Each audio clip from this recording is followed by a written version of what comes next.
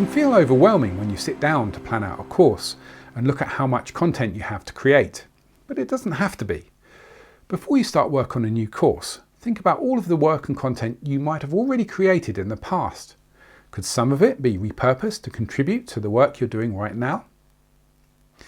A few years ago, when I was teaching podcasting online, I put together a series of ebooks laying out a checklist of the best audio gear to purchase for creating a podcast. That self-same ebook is relevant to course creators too, who also have a need for recommendations for things like microphones, audio editing software and such like. And the equipment I was recommending previously is just as relevant today. So I pulled up the old Word documents that I'd created for my previous course, gave them a very quick rebrand and makeover, checked over any links that might have needed updating, and hey presto, I've just saved myself hours of design and formatting time had I started a new ebook designed from scratch.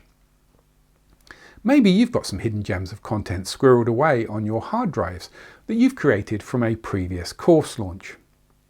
Maybe you could offer these as bonuses for your next course launch. Could you resurrect them as lead magnets or introductory courses that could bring in leads for your current courses? Maybe you could repurpose them for some additional YouTube videos to attract new viewers, or simply have them transcribed and use them as a blog post. Creating content takes a lot of effort, so always make sure that you're keeping track of what you have in your library, because lots of it can probably be repurposed in multiple ways in the future, saving you lots of time. Use tools like Trello, Asana, Google Sheets, Airtable, or just a simple Word document to make a note of things that you work on and what sort of topics they include. By making it a habit to write down the things you work on, as you build a library of content, you'll be able to go back and search through that document to find potential items to repurpose or transform into another format.